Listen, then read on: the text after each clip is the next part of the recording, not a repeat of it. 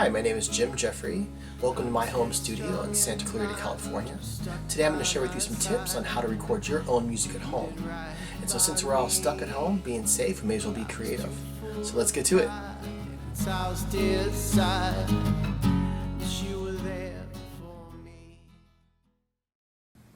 So you want to have a piece ready to record before you sit down. Now it's possible to use your workstation as a sketchpad, but it's really helpful if you have a chord progression worked out and a vocal melody worked out, or at least mostly worked out. Then have your instruments ready, have your computer and your maybe you're going to use an iPad or an iPhone to record with, and your amplifiers. Have everything set up so that when you're ready to start recording, you're good to go and you're not messing around with cables and that sort of thing.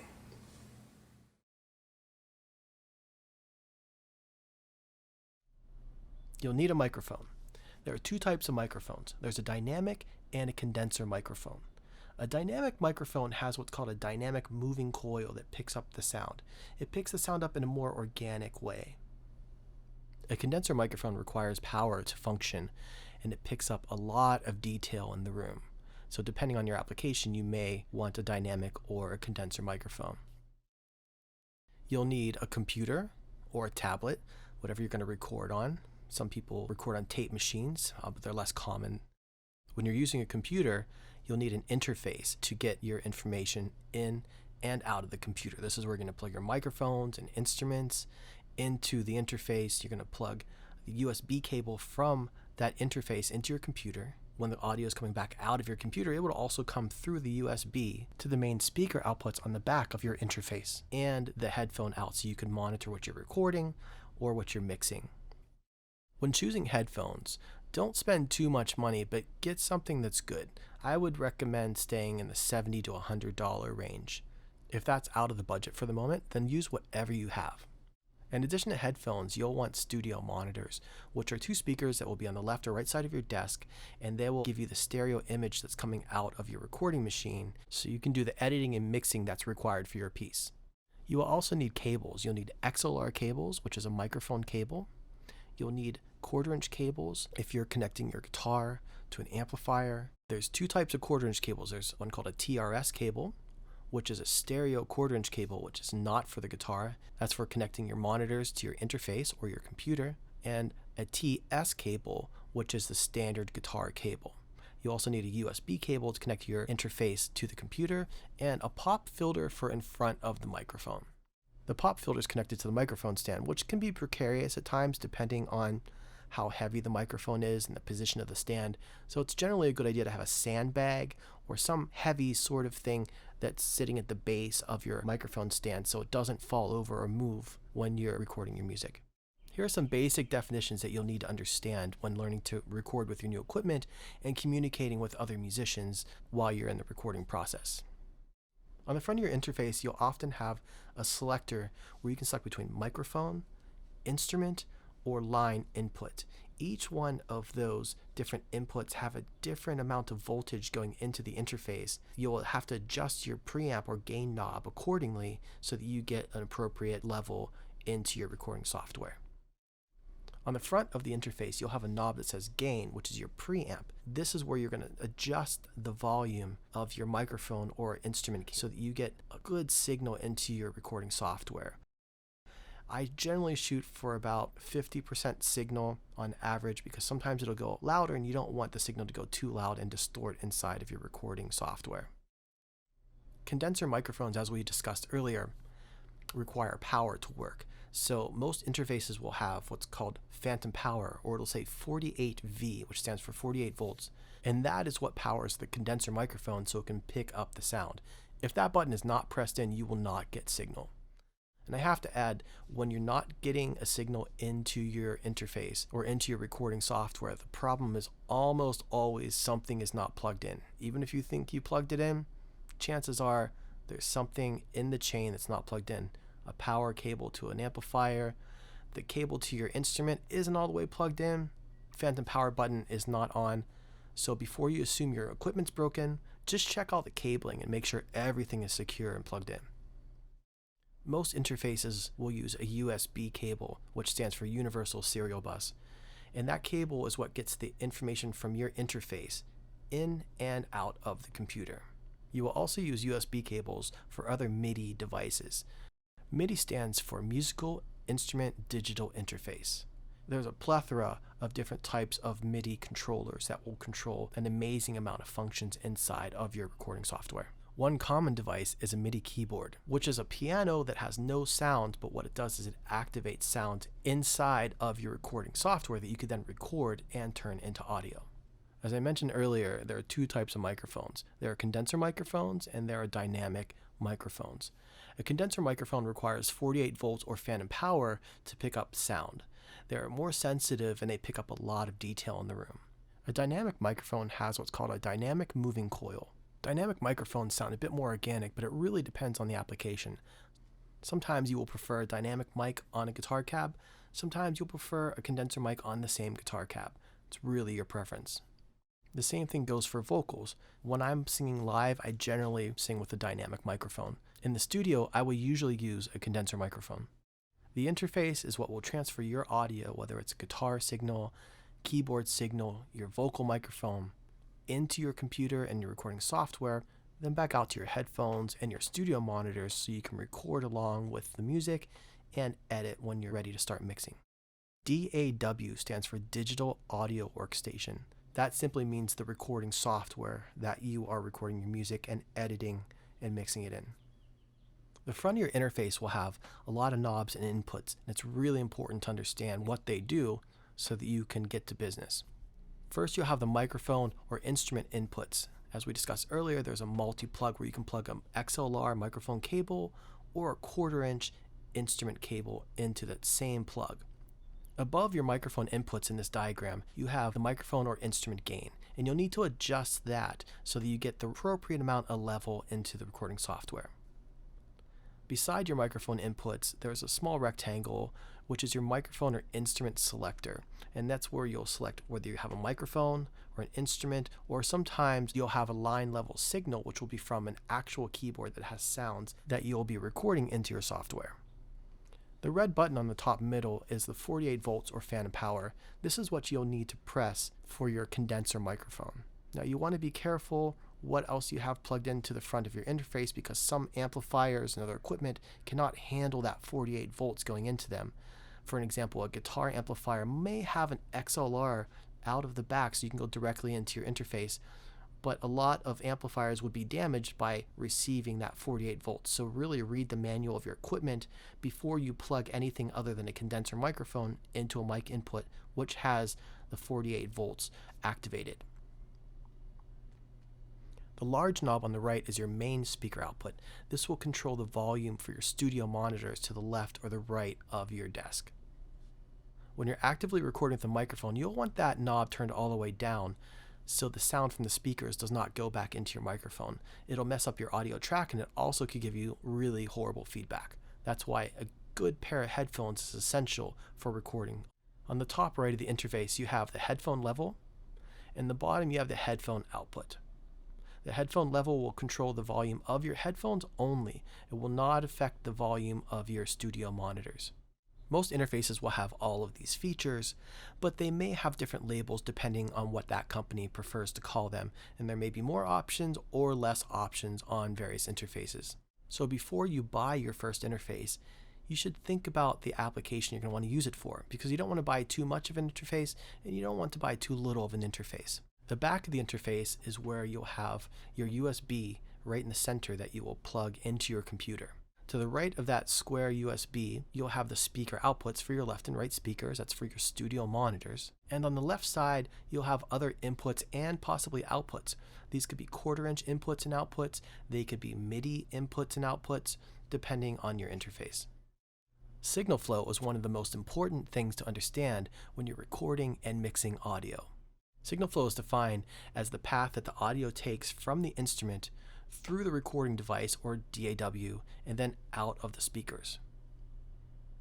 Again, DAW stands for Digital Audio Workstation, or that's your recording program. And everyone asks which one is the best one.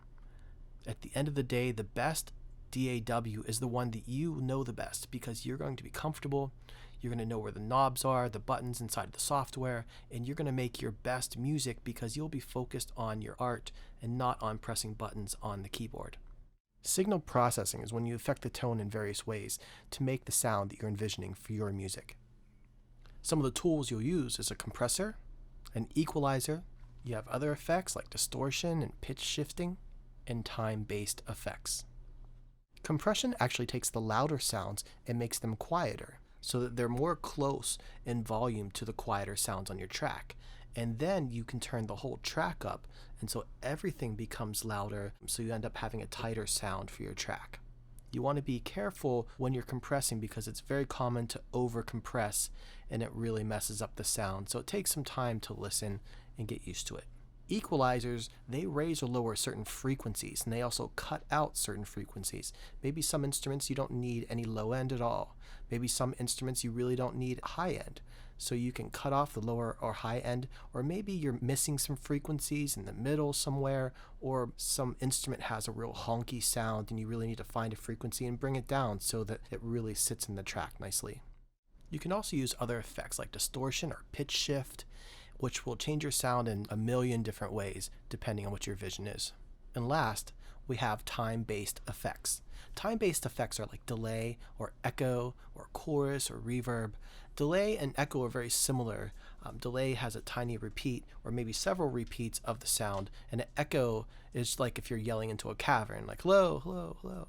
And then chorus makes your instrument or your vocals sound like there's more than one person singing at the same time, and it's actually a nice effect to use when you do have more than one person or more than one guitar. And reverb is usually last, although you can use it really creatively earlier in your signal chain, but it's usually last, and it really just makes you sound like you're in a nice big room, and it helps everything just to sound perfect.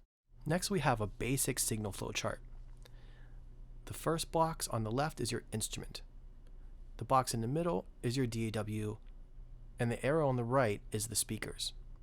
The next diagram is signal flow with processing. Again, the small box on the left is your instrument, which could be a microphone or your musical instrument. The next box over represents the interface, where you're going to plug your instruments into and adjust your preamps. This next section, which says inside of DAW signal processing, is where you'll have effects like compressor, equalizer, delay, chorus, or other processing like distortion, and then reverb. Reverb generally goes last, although you can mix these things up and experiment however you like. This is a typical example of common effects that you'll be using to process your signal before it goes to the speakers. Once you have your song written, or at least your ideas mostly together, then you want to establish a tempo before you start recording in your program. So get a metronome, or if you have an app on your phone, I like to use this app that's called Tempo. There's a free version. And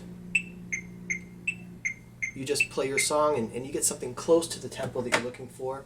I already have this one worked out, so I know it's about this tempo. And then spend a little bit of time possibly with your metronome.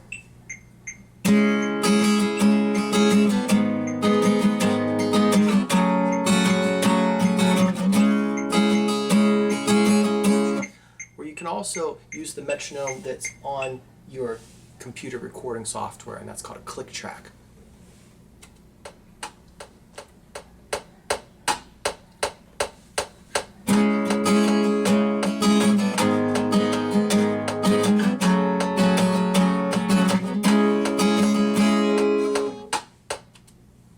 And once you've established that you can play at that tempo and you feel comfortable, then it's time to start getting into your computer. When you're recording vocals, it's a really great idea to have a pop filter. But a pop filter looks like this, and it just goes right in front of the microphone. This stops plosives, which is like a P or a B, from what they say is exploding the capsule. It doesn't really break the capsule, but it really makes a really bad sound on your recording. So you'll want to have one of these in front of the microphone when you're singing. Now, when recording acoustic guitar, you have a lot of options on how you want to mic the instrument, or how you can mic the instrument. But if you just have one microphone, if you put it right out in front, you can experiment with the sound by putting it over here or over here. But a lot of times I'll just put it right in front of the sound hole, and it generally gets a pretty nice sound. And a little bit of distance is nice, so you can let the sound develop. If it's too close, sometimes you get like a lot of the surface noise from the instrument, but not as much of the developed sound of the instruments, because sound waves actually need to travel through the air so they can fully be heard. If you're using an amplifier to record your song, then you're going to want to generally mic it up. Some amplifiers can go directly into your machine, but I'm going to show you how to mic an amplifier. This microphone is a SM57. It's a standard microphone to put in front of a guitar amplifier, and I have this mic pointed directly at the center of the speaker. The speaker is right here. It's kind of hard to see the ring of the speaker, but the center is right about there. Now that's going to be the brightest sound. If you want something a little bit warmer, you might want to move it over this way or over this way. You also might want to put two microphones on your speaker cabinet, or have another type of microphone further away to get some more ambient sounds. But again, it's all experimentation. It's like paintbrushes. You just have fun and you just see what happens. So the program I'm going to be using today is called Reason.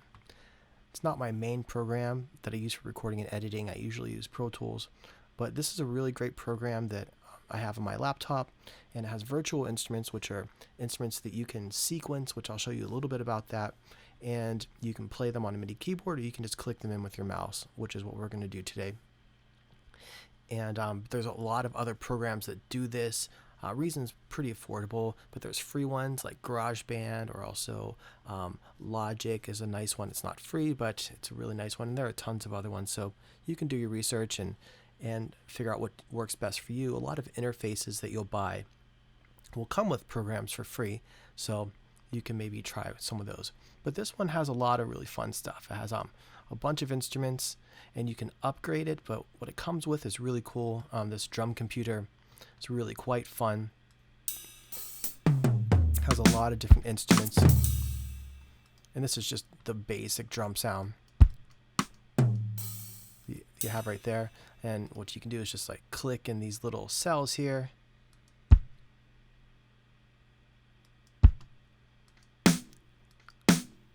Then you could even just copy and paste that, just like Microsoft Word or something.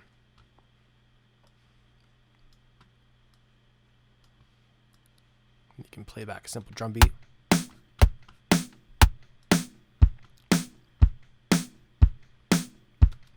All right, that's pretty fun. And another thing you can do as you're playing along, say you don't have a drum beat, or you don't want a drum beat, but you just want to have like a metronome of some kind happening for you. Down at the bottom here, so this little tiny thing here, it looks like a little metronome because that's what it is. You press the word click, and it'll give you your tempo. You can also set the tempo at the bottom in the same area. It says 120 there. We'll set this one to 80. And you can set the time signature. Today we'll make this one be 6/8.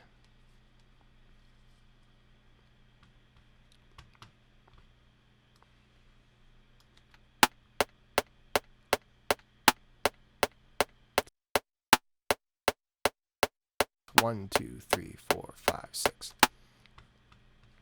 So like I said, we're not going to be using the drum computer, so we'll just highlight that and get it out of there for right now. We'll go back to the instruments, and we will choose this synth. It's called Subtractor. And as I said, this program's really fun. You can actually see the gear as if it was analog gear. If you hit the tab function, it takes you to the back, and you can actually rewire things, but you could mess it up, so be careful. And the default is bass guitar, and this is a pretty decent bass guitar for especially what we're going to do today. All right, so we'll get rid of that so we can see this a little bit better.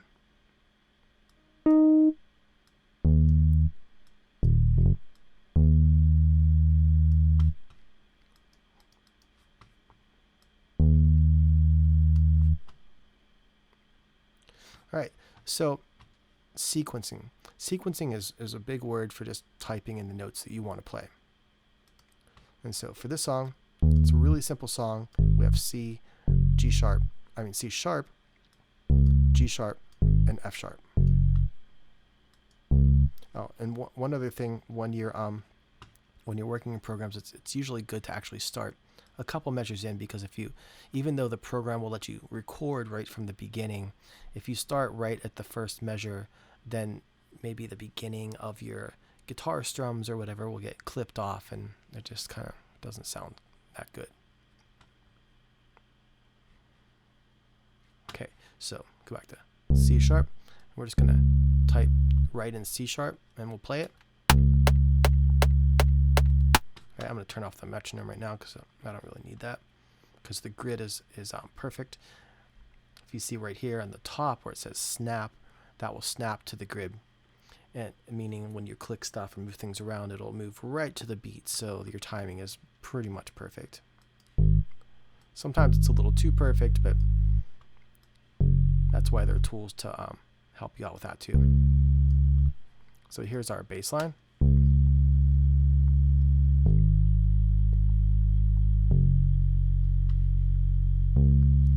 All right, and then that happens almost again, does that again, and then the last note will be different. So I just highlighted, I copied and pasted just like in any other document. And the last note just happens to be an E note. That's for the first section of the song. Now this is a short video, so I don't have the luxury of showing you every piece of this software, but so some things I'll just do and I won't be able to explain.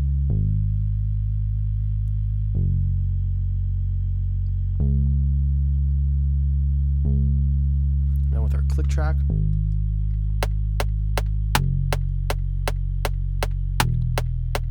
and then we'll go to the next part, and I'll sequence a little bit of that one as well. And it's a really simple tune. So I just did E, then A, then B. Oh, and as I'm typing here,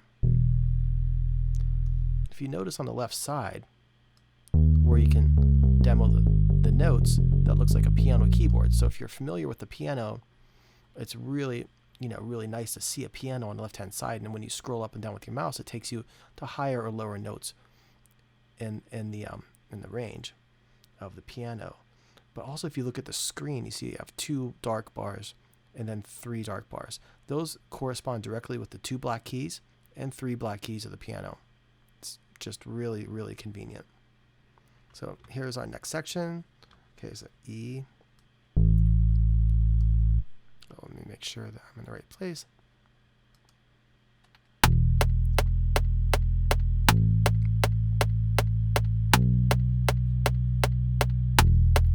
Okay, and this is, so I made a mistake here. Put this in the wrong place. That needs to be an E again. So you just drag it, move it around. Up here on the left where my mouse is, your different tools. So the pencil is the one where you just write in the notes. And you just drag it in for however long you need. I'm just doing like a measure of each one. And we'll just leave it at that for right now. And this in the top, or at this little R that I'm moving around, that's a loop button, which is really nice, because if you want to just hear like a certain section of the song, you can just insert those. So there's a left one and a right one. And at the bottom, there's these 2 arrows that are connected. That pretty universally means loop in any software.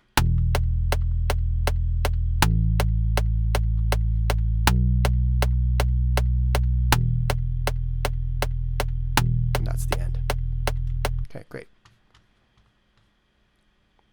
All right, so now what we're going to do is create another instrument. We're going to create an audio track. Now I'm going to create 2 audio tracks.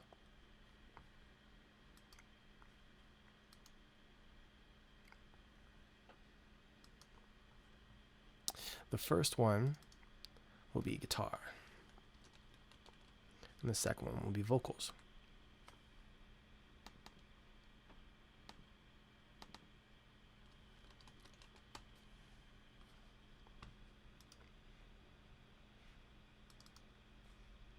And here on the input, you select what you're going to be singing through. So here we're going to select Scarlett 2i2, which happens to be the interface that I'm using. and it says input 1 or input 2. I have two options, and the microphone is in input 1. So we're going to use that for our guitar, and we'll also use it for our vocals.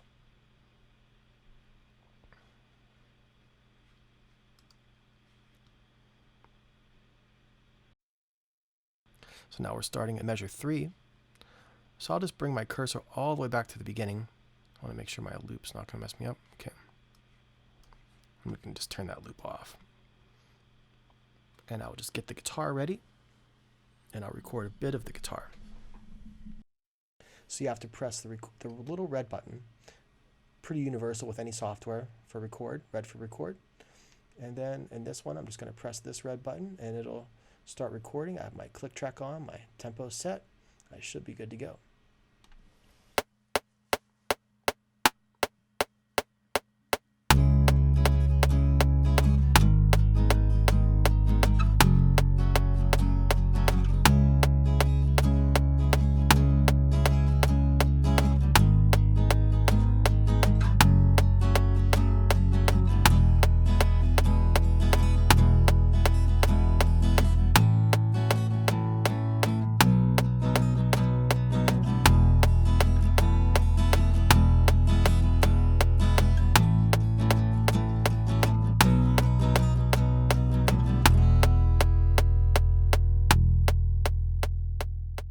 We can check that by clicking on the guitar track itself, and we can see there's a green bar there. There's tons of stuff you can do with this, but right now we're just going to listen. I'll turn off the click track. And then there's a mixer up top. Most programs have a mixer, and they're labeled by the track names that you decide. So there's my bass guitar. I'll turn that down just a little bit, just for right now, so we can hear the playing guitar a little bit more.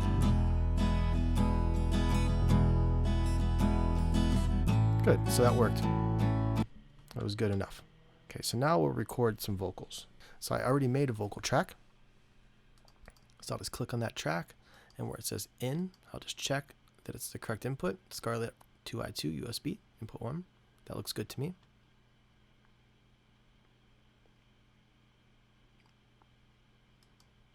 Then we'll go back to the beginning of the song.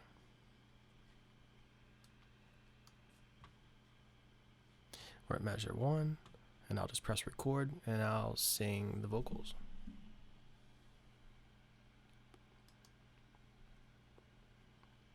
Oops, made a mistake. So you have to make sure that your click track's on, if you want to use a click track. In this one, there's a little volume level next to the click track, so I'll turn that down just a little bit since I have guitar and bass already.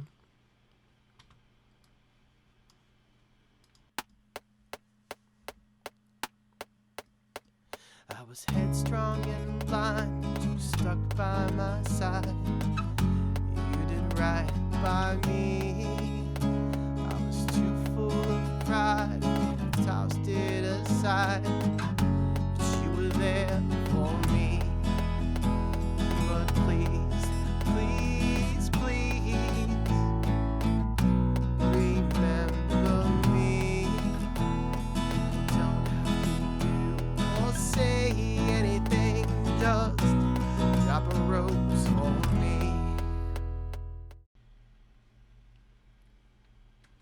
So there's the vocal track. Now a nice thing you can do is double the guitar and double the vocals, and that'll give some really cool effects, but we'll go over some audio processing in a moment here. So now I've recorded the double on the guitar and the double on the vocals. I'll demonstrate that effect in a little bit. But you can see here's our bass guitar track. Those little lines are the notes that I clicked in, as I demonstrated before. And then you can see each of the different tracks. Here's the guitar track, the guitar track. This one down here, the green one, is vocals, and the darker one is what I'm calling the vocal double. And it creates a nice effect. The vocal double, if you do it the correct way, or a way, it doesn't really sound like two vocals. It sounds like one vocal with a natural chorus. It's a really, really great effect. So let's just have a look around a little bit now since we have our piece recorded. Let's look at the mixer. And every program is going to have a mixer. And this one's right here. It's a really cool looking mixer. It looks like a piece of pro equipment from a big studio. Now, functions the same way too. All the tracks are labeled here. You have the mix channel, bass guitar, guitar 2, vocals, and the vocal double. And each one of these channels has a fader, a mute button, and a solo. The fader will take the volume up or down, and the mute will make it be quiet. The solo will make you only hear that. And then here's a pan knob, which will take it to the left or the right speaker. So let's play this for a moment, and I'll mess around with some of these buttons. So I soloed up the bass. I can turn it up, turn it down to wherever I like it. And I could pan it to one side or the other side. Or if I don't want my bass for a moment, just want to hear the guitar, just mute the bass.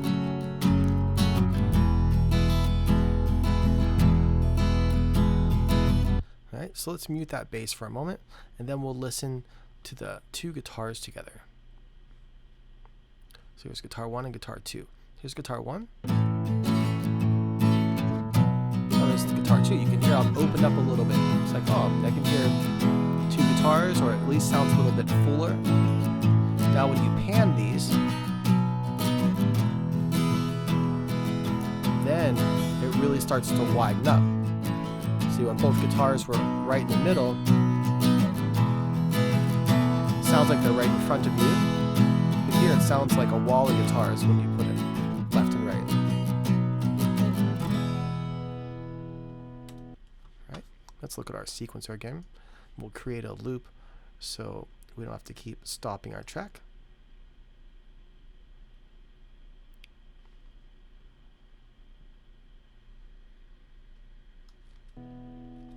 Now let's unmute one of the vocals.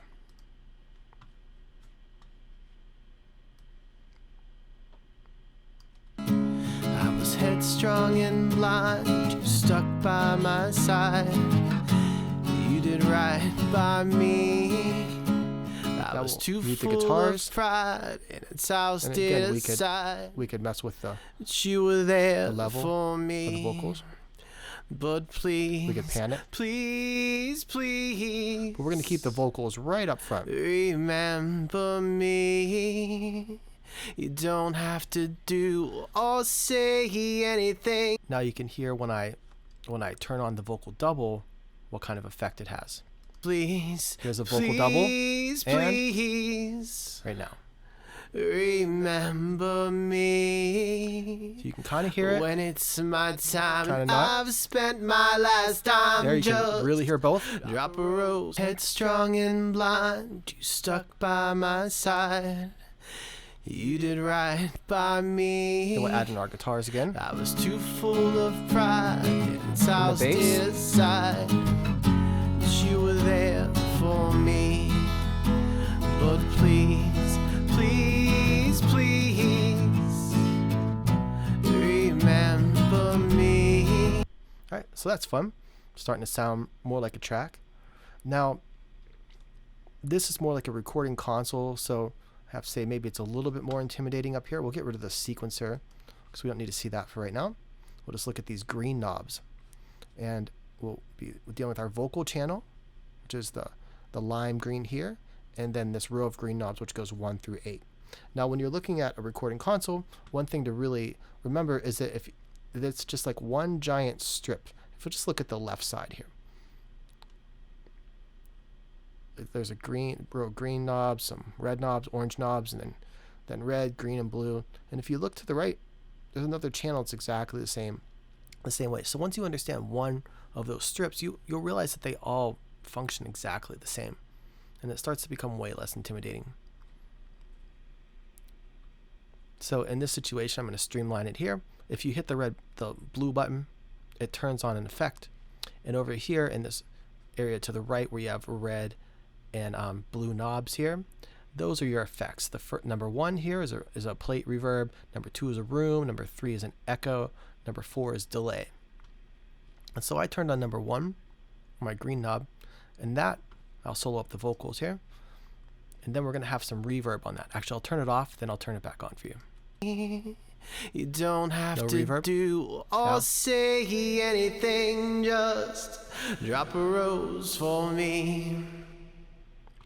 And that's really nice. And then I'm going to turn on number 3, which is the echo, but I have it set to be more of like a delay. Please, please, please. I'll turn them both off. Remember just the delay. Me. Here it is. When it's my time and I've spent my last time, just a little bit. Drop a rose, headstrong and blind. You stuck by my without side. It? No, with it.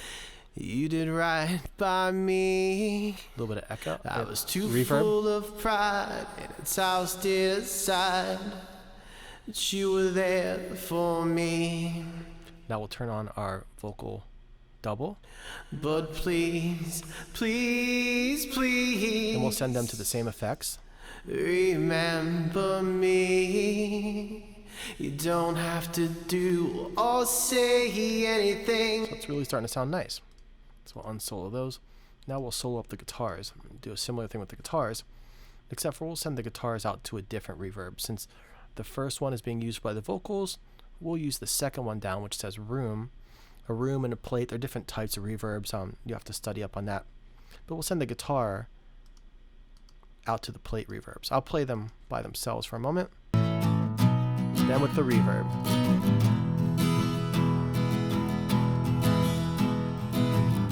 And you can see the light on the right telling you it's working. No reverb. Just a nice amount. Just a little bit. Then we'll add our vocal back in. Drop a rose, headstrong and blind. You stuck by my side. You did right by me. Add the bass in. I was too full of pride, and it's house decide that you were there for me. But please, please, please remember. Now the last thing in this program, you can edit some of these things. So I just hit the button next to where it said echo, and let's actually just solo up one of the vocals. And I'll mess with this this echo module here. Have to do or say anything, just drop a rose for me. You can see it sounds kind of like a frenzy when you start turning it up. Remember me. We just want a little bit. When it's my time and I've spent my last time, just drop a rose, headstrong and blind. Now let's just turn everything on. Stuck by my side. You did right by me. Now that's pretty close to being mixed. I was too full of pride, and it's house decide that you were there for me. But please. When you're finished editing and mixing your project and you're ready to export, you highlight the region, or in this case we're going to set a left marker and a right marker that you would like to export. Then you come up to File, and you'll either export the song as audio file, export loop as audio file. We're going to export loop as audio file. Then it asks you where you want to save it, and you choose the location you want to save, and then you have to choose the type of audio file you want to export. And I'm going to choose a WAV file, and then you would hit save, and it would go through the process of exporting this. So we'll label this export just for this video. And you can select your sample rate and your bit depth. This is typically what you want to go for: 44.1 sample rate and a bit depth of 16. And when you get more advanced, you'll understand why you might change those settings. Then you just hit export, you'll export your song.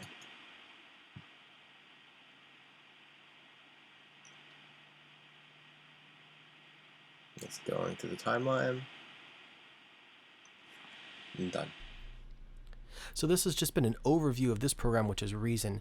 But once you know an audio program, they all kind of work the same way. So once you know what you're looking for, you can just search around for this and that, look on YouTube or whatever, and find the answers that you need to create your mixes. Thank you for taking the time to watch this video, and I hope this information helped you. If you have any other questions, please visit me at www.jimjeffreymusic.com, and I'll be happy to help you out with recording tips, songwriting lessons, music theory, music lessons on the guitar, ukulele, other stringed instruments. If you have any other general questions, just drop me a line. Hope to hear from you soon. I was headstrong and blind, you stuck by my side. You did right by me.